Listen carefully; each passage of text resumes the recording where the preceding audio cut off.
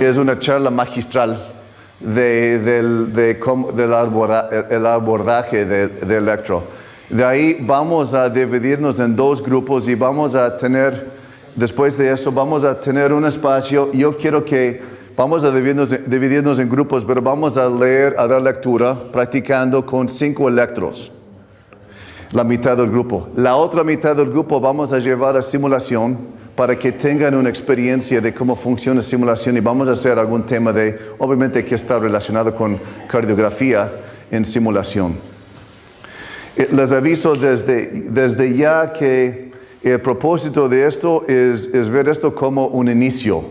Es algo que podemos ir fortaleciendo. Pues estamos pensando en armar otro curso de una segunda parte de electrocardiografía básica la primera semana de diciembre y además de eso el manejo de síndrome coronario agudo y el manejo en emergencia de lo que es falla cardíaca.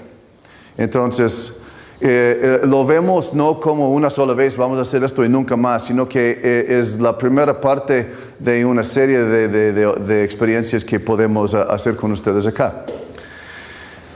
A ver, suficiente la introducción. Vamos al por qué están aquí.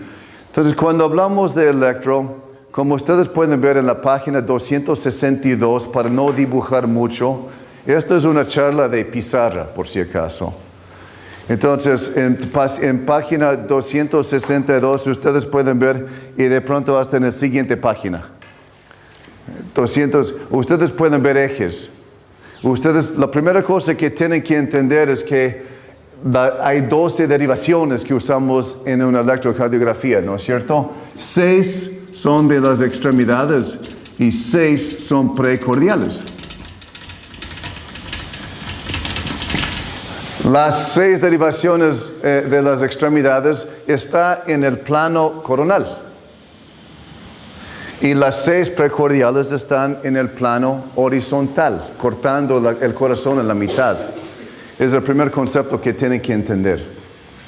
Ahora, y el segundo concepto básico de electro es que cuando hay una derivación, por ejemplo, B1, como ustedes pueden ver en su manual, en la siguiente página, en esta página, ¿qué página es eso? 265. En 265 ustedes pueden ver dónde están ubicadas las derivaciones desde B1 en el lado derecho precordial hasta B6 en el lado izquierdo precordial. Entonces, digamos en B1.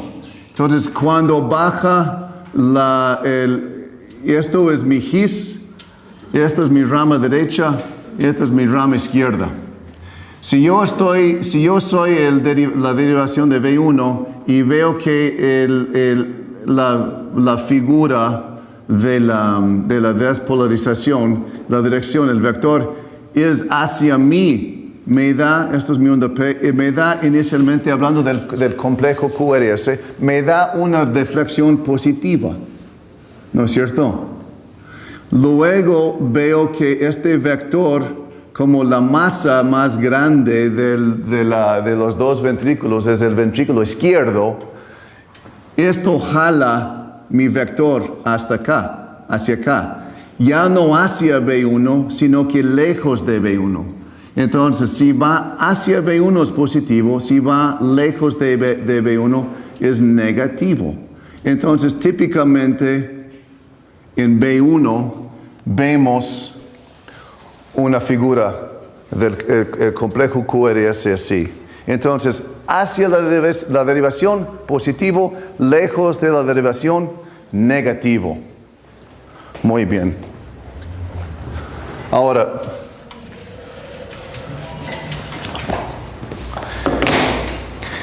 mi esperanza hoy día es no revisar exclusivamente patrones.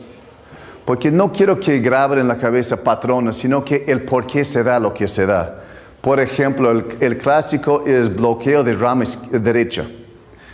Todo el mundo, no sé cómo ustedes han aprendido eso, pero en los estados todo el mundo dice que, eso es de las orejas de conejo, porque tiene 2 picos.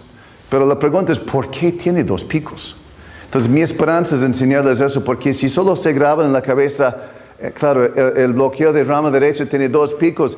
Mañana, a ver, ¿qué era la rama izquierda o la rama derecha que tiene 2 picos? Pero si entiende el por qué, van a aprender mucho más y se va a quedar con usted.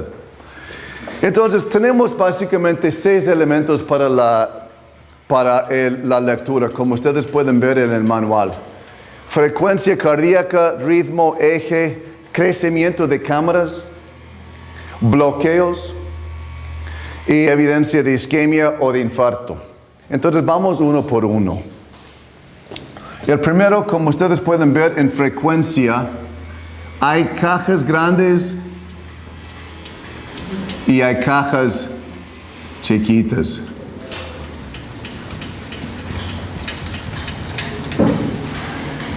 Lo único que tienen que hacer para saber la frecuencia cardíaca es en las cajas grandes saber que su frecuencia de 300 es una sola caja. Entonces, si mi QRS, el primero es aquí y el segundo es justamente debajo de la siguiente caja, mi frecuencia es 300 dividido para 1 o 300.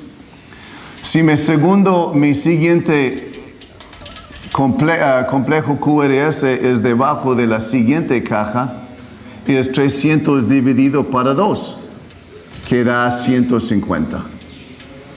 Y así vamos pasando. Entonces, una caja es igual a 300, una frecuencia de 300, 2 es 150, 3 es 100, 4 significa 75, 5 es 60 y 6 es 50. Solucionado el tema de frecuencia, eso es lo más fácil, ¿no es cierto? Perfecto.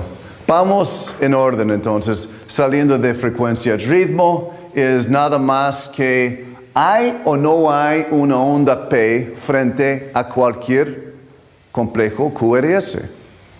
Si hay una onda P, y no estoy hablando de las características de esa onda P, sino que la onda en sí, si hay una onda P antes, estamos en un ritmo sinusal. Par de contar. Ya vamos a hablar de casos de fibrilación auricular, etcétera, etcétera, en los ejemplos que tenemos acá. Eje, esto es un poco complicado, pero ¿sabes cuál es la buena noticia? No importa. ¿Para qué usamos el eje? Puede ayudarnos en algunas cosas. Por ejemplo, si tenemos un paciente con EPOC y ese paciente tiene hipertensión pulmonar y pone mucho estrés en su lado derecho y provoca una hipertrofia de aurícula derecha y también una hipertrofia del ventrículo derecho, esperaríamos ver un eje hacia la derecha, ¿no es cierto? Porque eje es justamente eso. Eje normal es así. Si es un eje hacia la izquierda, mi corazón se cambia de esta posición. Si es a la derecha, es por acá. A veces hay ejes no normales solo porque es un variante normal. Pero a veces esos ejes se da por crecimiento de un lado más que el otro lado. Entonces, el concepto de eje es básicamente en este sentido. Ahora, ¿qué utilidad tiene? La utilidad que tiene es cuando usted habla con un cardiólogo que usted le llama por teléfono y le dice, ¿sabe qué, doctor? Tengo este paciente, viene presente con esto. ¿Y qué dice el electro? Si usted está así con el electro, el cardiólogo no le va a creer nada. Pero usted le puede decir que el eje es así, es normal. Él sabe que usted sabe algo de electro. Pero si le pregunta, ¿qué es el eje? Y usted dice, no sé cómo medir eso. No va a poner mucha creencia en el resto de su lectura de ese electro. Entonces, perdón por un poco sarcástico, escéptico, pero realmente el eje no tiene mucha utilidad. Pero de todas formas, ¿qué es el eje? Entonces, ¿qué usamos? Si ustedes ven en página 264, ustedes pueden ver esa figura. Ustedes pueden, como yo les decía, que las seis extremidades están en el plano coronal. Lo que pueden usar, si esto es 1, esto es 2, y esto es 3, y esto es ABF. Típicamente, ahora esto es debatible también, porque esto es tema de los cardiólogos que le encanta decir que el eje normal normalmente es de 0 hasta 90 en este cuadrante. Hay algunos que dicen, no, pues un poco para acá también es normal, un poco para acá es normal. No me importa, no me importa. La pregunta es, ¿estamos en esta zona o no estamos en esta zona? Si estamos acá, es hacia la izquierda. Si es hacia acá, es hacia la derecha. Entonces, si esto es 1, esto es 2, y esto es 3, y esto es ABF, y esto es negativo y positivo, negativo, positivo, negativo, positivo, negativo y positivo. La única cosa que tenemos que hacer es ver cuál es la deflexión de dos derivaciones para determinar el eje. Entonces, mi formación, hay gente que le gusta, de ley tiene que usar 1. La pregunta es, ¿uso ABF o usas 3? Y realmente no importa. El argumento en contra de ABF es que es una derivación. ¿Por qué tiene la A? Porque está aumentado. Entonces realmente no es la misma corriente en A como es en 1, 2 o 3. Está un poco más acentuado. Entonces los puristas, que realmente no me importa, usan 1 y 3. Entonces por propósitos de este curso yo voy a usar 1 y 3. Entonces es muy simple. Si la deflexión de mi complejo QRS es positivo, más positivo que negativo en 1, aquí está mi punto 0, esto sería negativo, ¿no es cierto? Esto es positivo. Ahí voy dibujando mis líneas. Entonces es muy subjetivo, pero esto no corresponde a una cuadrita, pero lo que digo es que la cantidad de esto, la cantidad, la altura, la amplitud de eso tiene que reflejarse en este. Esto es en derivación 1. En derivación 3, mejor así para que esté consistente. Si es positivo también, eso significa que también estoy en este lado. Entonces, ¿qué hago? Cojo mi 1 y digamos que yo decido que esto corresponde a 4 líneas. 1, 2, 3, 4. Mando una línea perpendicular en ese sentido. Cojo mi 3. De pronto esto es un poco más chiquito. 1, 2, 3. Mando una línea perpendicular. Y este punto es mi eje. Y paro de contar. Ahora, ¿cuál es la buena noticia? Perdón, ¿cuál es la mala noticia? La mala noticia es que cuantificar esto si es 60, 78, 93, no 93, porque eso sería más acá. Exactamente cuánto es, no importa. Seamos cualitativos, eso es lo más importante. Si está aquí, estamos con eje normal.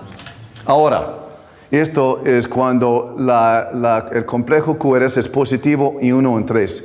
Supongamos que es positivo en 1, pero en 3 es más negativo. ¿Dónde está mi eje en este caso? Sí. Entonces, utilizando la misma técnica, en 1 sigo así en este sentido.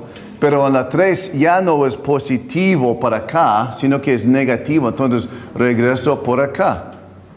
Entonces mi línea es así. Y ahí está mi punto. Entonces es hacia la izquierda. Ahora supongamos que es negativo en 1 y positivo. Perdón, negativo en 1 y positivo en 3. Entonces, sería acá más acá. Entonces, eso sería a la derecha, ¿no es cierto? Así de simple es eje. No tiene que complicarse más que eso. No tenemos tiempo para hablar de los bloqueos de las fascículas y todo eso. No tenemos tiempo para hacer eso hoy día. Solo quiero que entiendan el concepto de eje. Siguiente, crecimiento. Crecimiento.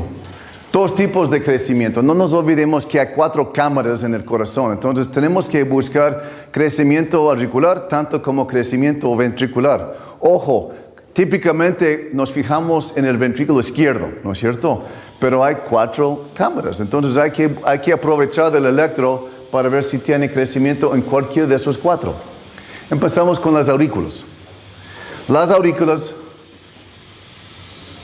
mi manera de ver esto, si esto es mi corazón en su eje normal, y si esto es mi B1, esto es mi B2, y esto es mi D3, entonces 1, 2 y 3, y sé que esto es mi aurícula derecha, y aquí está mi nodo sinusal, y esto es mi nodo auriculoventricular, y sé que mi deflexión de corriente es desde aquí para acá. ¿En cuál derivación cuál es la derivación de donde debo mejor ver la onda P? En la D2, exacto. Y es justamente por esta orientación. Entonces el mejor sitio es D2. Ahora, típicamente la onda P es chiquito, es menos de 3 milímetros de ancho y menos de 3 milímetros de alto. Si tenemos un crecimiento de la aurícula derecha, eso significa que la distancia ya no es esto, sino que es esto. Entonces, cuando hay más masa y más distancia, ¿qué pasa con la deflexión de mi corriente, de mi derivación? Se aumenta, ¿no es cierto? Entonces, eso significa una onda que se ve así. La onda P pulmonar. Exacto, P picudo. Sí, ¿en qué tipo de paciente vamos a ver una cosa así, típicamente? ¿Cuál es el más típico? Ya les dije antes. EPOC, ¿no es cierto? Porque los EPOCs avanzados tienen hipertensión pulmonar por falta de oxígeno. Entonces el mejor estimulante para vasoconstricción pulmonar es ausencia de oxígeno. Y eso pone ese estrés en el corazón provocando eso. Por eso también esta onda de esta forma se llama P pulmonal. Justamente por ese problema. Ahora, en el caso de aurícula izquierda, se crece en este sentido. Entonces, si vemos cómo sería cuando vemos la morfología de la onda P, cuando hay crecimiento de la aurícula derecha,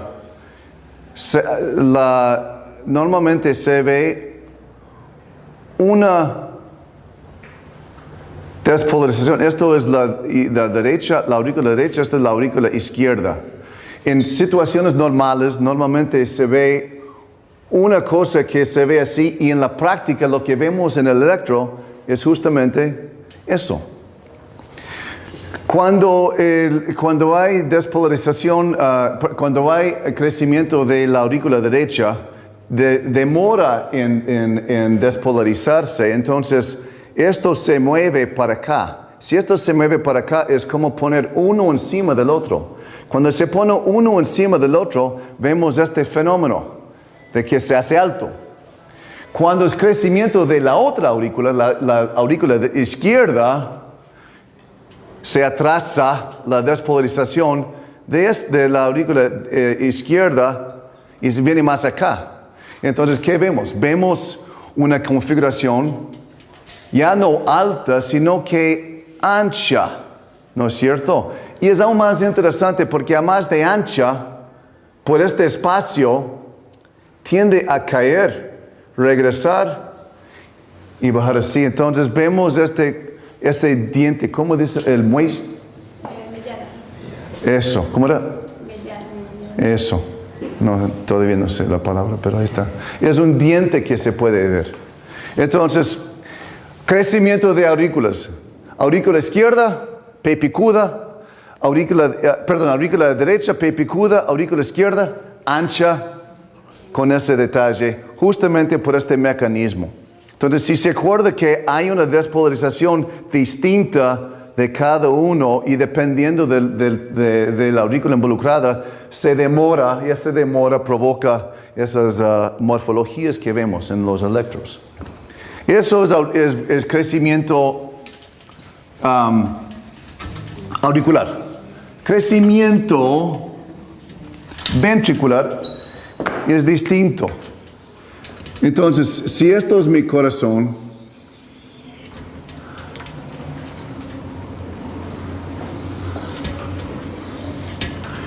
entonces esto es ventrículo derecho y ventrículo izquierdo. La masa de ventrículo izquierdo es más o menos así y la masa de mi ventrículo derecho es menor. No estoy poniendo las aurículas porque no importa para el ejemplo. Vale. Entonces, en el caso, la típica despolarización es baja por el GIS, se divide en la mitad y por acá. Entonces, si vemos ahora ya no buscamos crecimiento en la derivación D2, sino que en las derivaciones precordiales. Entonces, tomamos dos ejemplos. B1, B2, B5 o B6. Sí. Entonces, si típicamente lo que veo en B1 es baja la corriente por el GIS, empieza a bajar por el ventrículo derecho, porque esa es la tendencia, es hacia el ventrículo derecho, pero de ahí, entonces vemos una deflexión positiva, pero de ahí el vector de la corriente es hacia acá. ¿Por qué? Porque es una masa mucho más grande que el lado derecho. Entonces baja y baja más grande que el R sube.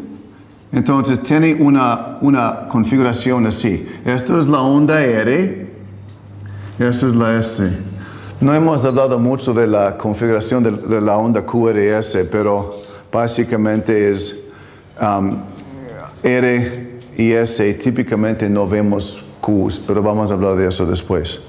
Entonces la onda R en B1 o B2 es pequeña en relación a la onda S en B5, es pequeño en relación a la onda S en el mismo lado, porque inicialmente positivo para acá, pero luego negativo porque viene para acá, ¿no es cierto? Eso es en el cuadro normal. En B1 típicamente vemos esta relación entre R y S. Ahora, en el cuadro de hipertrofia ventricular, esa masa ya no es así. Exageremos un poco, pero esa masa ya es aún más grande. Entonces, este fenómeno de la onda S, mucho más profunda que la onda R, se exagera. Se exagera. Entonces, en B1 o en B2, lo que vemos es una onda R que es normal y de ahí la onda S es aún más grande. Y la T. No hemos hablado de este lado. En el lado de B5 o B6 es exactamente lo mismo, pero al contrario. Entonces, en vez de ser... Entonces, lo que vemos aquí es una onda R bien grande y una onda S más pequeña. Entonces, esto crece mucho más. Esto es en situaciones normales es así. Cuando hay hipertrofia ventricular izquierda, la onda R es aún más exagerado en B5 o B6.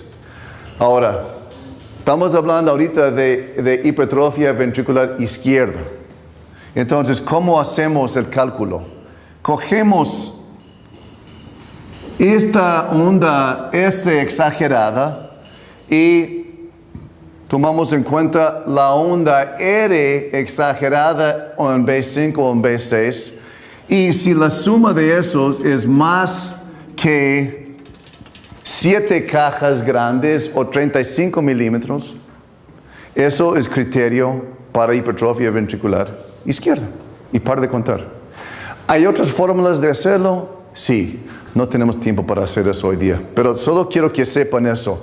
Para hipertrofia ventricular izquierda es eso.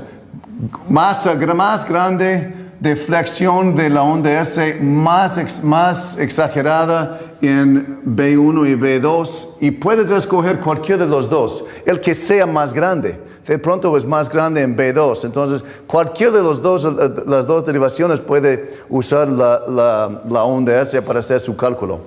Y lo mismo acá, la onda R, o en B5 o en B6. Si es mayor a 35, eso es criterio para hipertrofia ventricular izquierda. La más difícil es la derecha.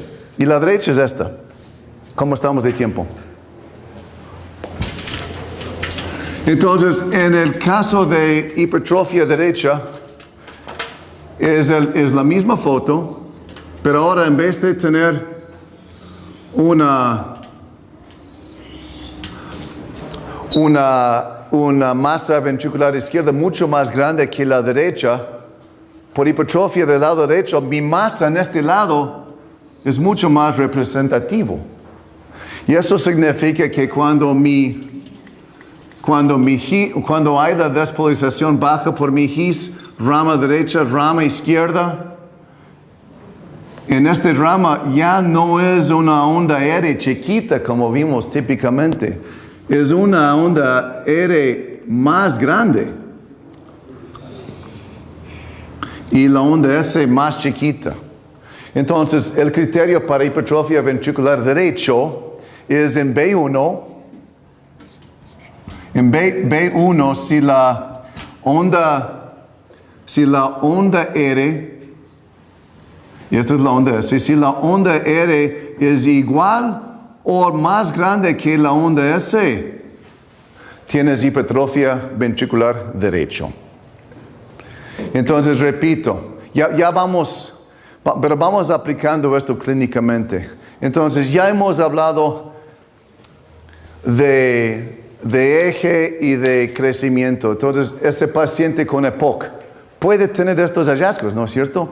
Puede tener una P picuda, puede tener un eje hacia la derecha, puede tener una hipertrofia ventricular derecha, ¿no es cierto?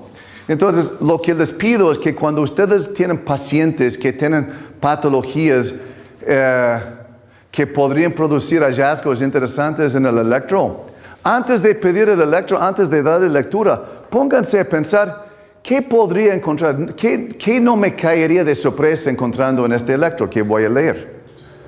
Es mucho más importante y encuentran ustedes, descubran más hallazgos anticipándoles que esperar hasta leer. ¿Me explico? Muy bien. En el caso, por ejemplo, ¿qué sería un ejemplo? Yo tengo un paciente con hipertensión arterial 10 años mal controlado. ¿Qué quiero ver en mi electro? ¿Qué podría ver en mi electro? ¿Qué dice usted? ¿Cómo? Hipertrofia de... ¿Y? Pero si el ventrículo izquierdo está grande, ¿qué está atrás del ventrículo izquierdo? La aurícula izquierda, ¿no es cierto? Entonces, podemos ver ese fenómeno también que es esa onda P que se ve así también, además de mi hipertrofia ventricular.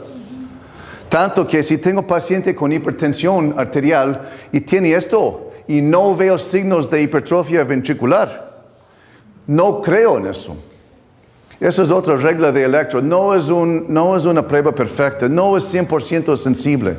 Si tiene un paciente con hipertrofia ventricular, si tiene un paciente con hipertensión arterial 20 años y vive en 180 sobre 110 y sigue viviendo, ese paciente es muy difícil que no tenga hipertrofia ventricular izquierdo, ¿no es cierto? Y si el electro no refleja eso, no vaya pensando que no lo tiene, que ya lo descartó. No es cierto. No es una herramienta sumamente sensible. Entonces, eso son los 4 crecimientos de las 4 cámaras. Ahora, hablamos de bloqueos. Bloqueos. Están viendo que estoy utilizando el mismo mentefacto para todo esto. Es este diagrama. His, rama derecha, rama izquierda. Y rama izquierda lo hago más grande porque típicamente, fisiológicamente, representa una masa mucho más importante. Entonces, en los bloqueos tenemos 2, nuevamente vienen en 2 sabores. Los bloqueos que empiezan desde aquí para arriba o desde aquí para abajo. Si de aquí para arriba son auriculoventriculares y son de aquí para abajo son intraventriculares o ventriculares. Esa es la primera. Entonces, ejemplos de los bloqueos auriculoventriculares. ¿Alguien sabe? Hay 3 grados. Entonces, el primero ha de ser grado 1, ¿no es cierto? Perfecto, muy bien. Entonces, grado 1, 2, 3. Grado 1 es nada más que mi onda P y mi QRS, mi T. Si la distancia desde el inicio, no desde el final, sino que desde el inicio, está haciendo calor, mil disculpas. ¿Podemos prender el aire acondicionado? Está bien, no hay aire acondicionado, está bien. Entonces, esta distancia desde acá hasta el inicio de la onda P, hasta el inicio de la onda, del complejo QRS, tiene que ser menos de 0.20 segundos, que es una caja grande. Si es más que esto, es un bloqueo de primer grado. ¿Me preocupa un bloqueo de primer grado? No, realmente no es patológico típicamente. Produce un electro anormal. El informe, la lectura es un electro anormal, pero no es patológico. Si tengo, eso es grado 1. Grado 2 es cuando esa distancia va creciendo. Entonces empieza acá, en el siguiente es acá, en el siguiente puede ser acá, hasta que cuando esté acá ya no hay un QRS. Entonces terminamos con una onda P que no tiene su QRS que sigue. Entonces eso es 2A. Mobitz 1 o Winky Back es el otro nombre. Y eso es normalmente desde aquí, es en esta parte, encima de del nodo auriculoventricular, o a nivel de. El otro, porque 2 tiene 2 tipos, 2A y 2B. 2B es cuando hay ondas P que tienen la relación normal, no se desciende, pero se pierde. Por alguna circunstancia hay un QRS que no corresponde, o no hay una QRS que corresponde a una onda P. Y eso puede ser al azar. Entonces, la distancia no crece así predeciblemente. Simple y llanamente, después de una onda P, no hay un complejo QRS. Y en grado 3, el otro nombre para bloqueo de grado 3 es una disasociación total auriculoventricular. Entonces, se ve así, y no voy a dibujar todos los complejos, sino que algo que corresponde a la onda P y algo que corresponde a la onda QRS. Entonces, tienes una onda P acá, tienes un QRS acá, otra onda P así, así, así, así, así, y tu QRS es así, así, así, así. ¿Qué significa eso? El problema cuando lee eso es no entiende, lo que tiene que medir son las distancias entre las ondas P. Cuando hay una desasociación, tiene que medir, tiene que asegurar que esto no sea, por ejemplo, fibrilación FA en pocas palabras, porque a veces las ondas P no son tan grandes. Pero cuando ve que no hay regularidad de los complejos QRS, pero sí hay regularidad de las ondas P, que la distancia es lo mismo, eso significa que es un ritmo sinusal, sino que no pasa a los ventrículos. Entonces, los ventrículos tienen su propia despolarización. Y normalmente el complejo del QRS en estos es ancho. No es un complejo delgado, es una compleja ancho con las ondas P. A veces las ondas P están dentro del QRS y le hace difícil ver. A veces solamente se ve un diente y una cosa así que le hace saber que esa es una onda P. Pero ojo, si las distancias entre las ondas P son iguales, eso es un signo de que sea un bloqueo de tercer grado de desasociación auriculoventricular. Pasamos a creo que ustedes, la mayoría sabe un poco de ese tipo de bloqueo. El bloqueo que normalmente, no sé cómo eran ustedes, pero cuando aprendí rama izquierda, rama derecha, los bloqueos de ellos, nunca me acordé cuál era cuál en el electro. Entonces, el truco es entender la fisiología y con eso nunca se olvida. Volvemos. Rama derecha, rama izquierda. Entonces baja y empieza a despolarizar acá, se bloquea en un bloqueo de rama derecha y se viene para acá y luego se supera ese bloqueo y termina despolarizándose. ¿Qué significa eso en términos de manifestaciones electrocardiográficas? Vemos en B1, es la mejor derivación para ver la manifestación de rama derecha. Entonces, antes de distinguir entre rama derecha y rama izquierda, primera regla en bloqueo completo intraventricular es QRS delgado o ancho. Ancho, ¿no es cierto? ¿Y qué significa ancho?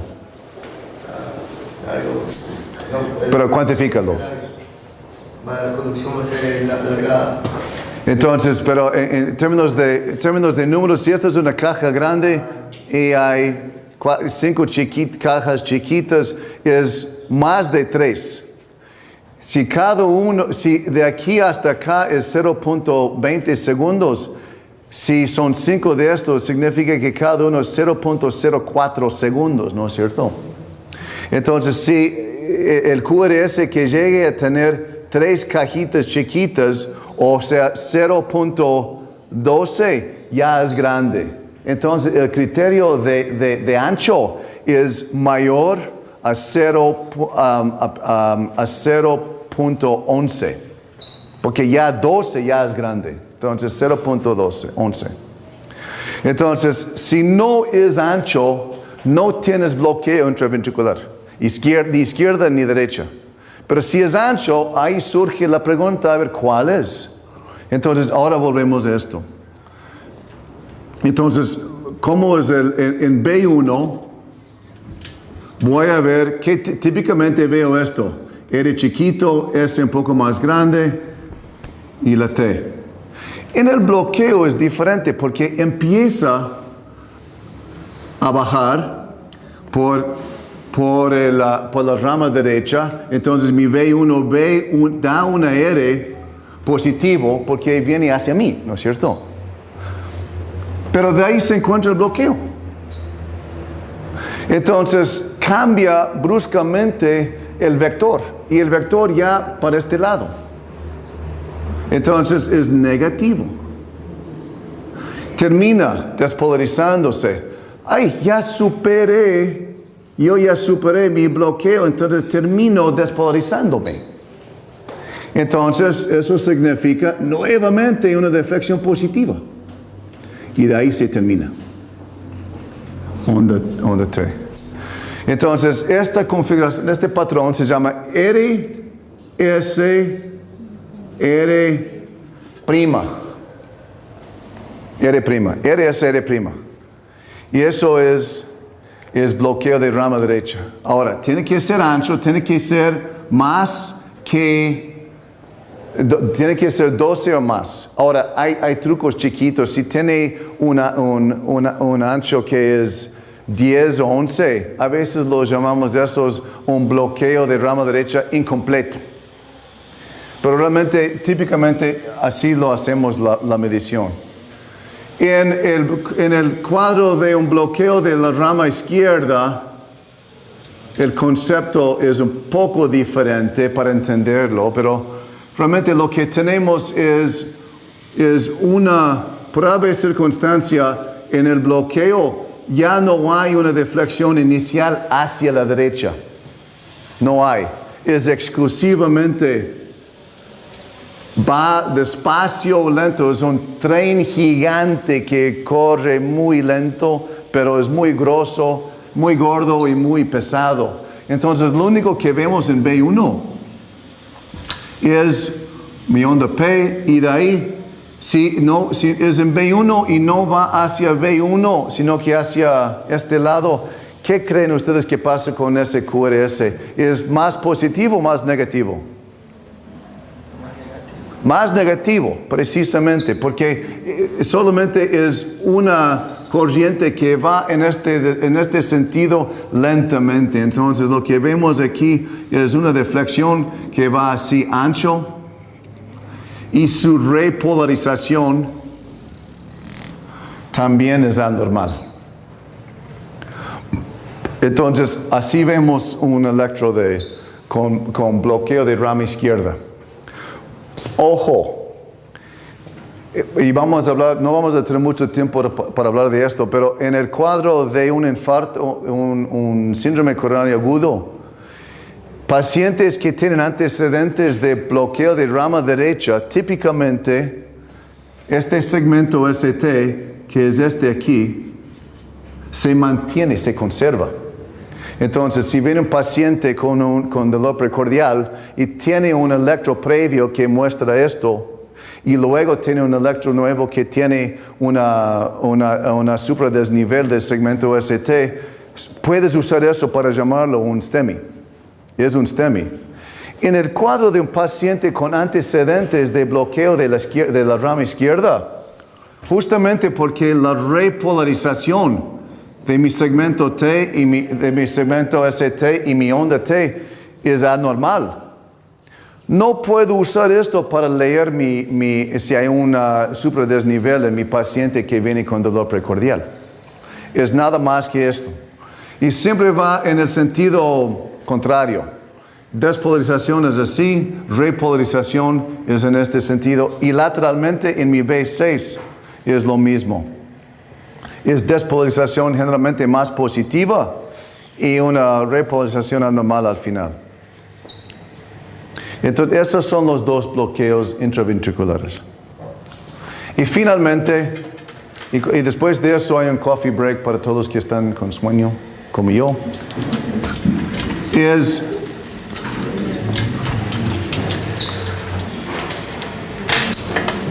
este tema de isquemias, infartos.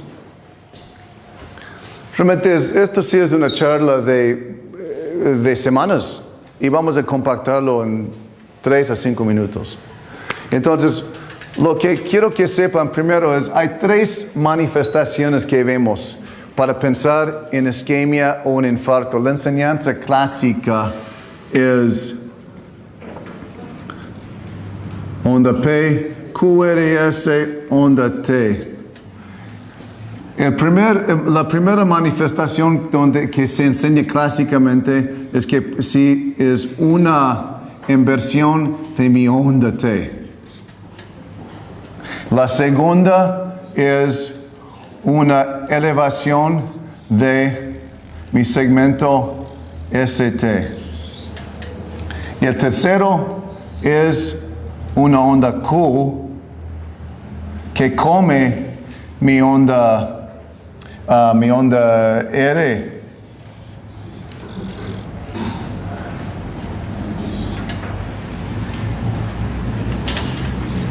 Entonces, uno es inversión de onda T, otro es elevación de segmento ST, y el tercero es la presencia de una onda Q. Y clásicamente se decía que esto era injuria, esto es isquemia y esto es infarto. Hemos cambiado un poco el pensamiento, honestamente, ya no es tanto, y no hay una receta precisa para eso, porque ustedes van a ver muchos pacientes con electros que vienen con un electro de control y tienen esto. Dice, tiene ondas T invertidas, dele heparina, estreptoquinasa, no sé qué pasa. Pero no es así, ¿no es cierto? Porque hay muchos pacientes que tienen esto, no es normal, pero tampoco te dice que tiene isquemia o que ha tenido antecedentes de un infarto. Es una onda T invertida, pero un paciente sin síntomas no nos importa, no nos importa. Lo que nos importa es en algunos casos, porque lo que buscamos, y yo no sé qué tanto nos importa acá, porque lo que estamos buscando son los pacientes que tienen un STEMI, y el mundo ha cambiado, ya no hablamos de miocardios agudos, de transmurales o los infartos endocardíacos. Realmente ya no usamos eso porque no tiene mucha relevancia clínica. En otros medios, quizás en Quito, lo que significa es dividir un síndrome de coronario agudo entre STEMI y no STEMI. ¿Por qué? Porque STEMI es lo que se presta para una intervención inmediata, emergente. Ahora, no tenemos eso, o tenemos eso acá, todavía no tenemos esa posibilidad. Y estoy hablando de, sí. No, es cierto. No existe eso, pero algún día va a llegar. Quiero que estén pensando de esta forma. Un STEMI es esto, una elevación de segmento ST más de 0.2 milímetros en dos derivaciones contiguas más bien dicho. Y no tenemos mucho tiempo hoy día para hablar de cuáles derivaciones corresponde a cuál coronaria, por ejemplo, pero eso es otro ejercicio. Como ustedes podrían imaginar, si sé que esto es 1, 2, 3 y AVF, esto es 2 y esto es 3 y esto es AVF, y todo es mirando hacia la base. Si tengo una onda Q nueva en 2, 3 y AVF, puedo asumir que mi infarto está aquí en la cara inferior. Ahora, ¿por qué da una onda Q? Es la pregunta. ¿Qué pasa con el miocardio para provocar una onda Q? No le tengo una explicación de esto ni de esto. No sé si hay. Pero lo que sí puedo decirles es que la onda Q, como decimos que cuando es una deflexión negativa, está yendo lejos de la derivación, no hacia la derivación. Y en el caso de un infarto, si esto es un dibujo nomás, si esto es mi músculo y esto es mi derivación, si este músculo está muerto, no conduce luz, no despolariza. Si no despolariza, la despolarización de este músculo es en cualquier lado, salvo hacia esta derivación. Para acá, para acá, para acá, para acá, para acá. ¿No es cierto? Entonces, ¿qué lee ese electro inicialmente? Lee una onda Q, porque el flujo de corriente, el vector de corriente, ya no es hacia la derivación, sino que lejos de. Por eso empieza así. Es importante distinguir entre esto y esto para ustedes también. ¿Por qué? Porque esto en un paciente que viene a consulta externa sin ningún antecedente, sin ningún síntoma, y usted encuentra esos ondas Q, eso no significa que ahorita tiene que hacer algo. Es un infarto que tiene por lo menos 12 horas, típicamente es lo que decimos. Es un infarto, como decimos vulgarmente, antiguo, mayor de 12 horas, porque ya no lo vamos a tratar. Esto es un infarto agudo, de 4 horas o menos. Y estos son los infartos que podemos tratar. Y entre estos dos extremos hay muchos criterios para definir qué es una NSTEMI, cuáles son los criterios para un NSTEMI. Y realmente para hacer este diagnóstico normalmente tenemos que combinar el electro que puede mostrar, por ejemplo, una depresión del segmento ST con un marcador, una enzima que se llama troponina. Entonces, si tenemos troponinas y tengo esto, puedo llamarlo un NSTEMI, si tengo troponina elevada. Entonces, eso en resumen es lo que quería conversarles como charla magistral. Gracias por no dormirme.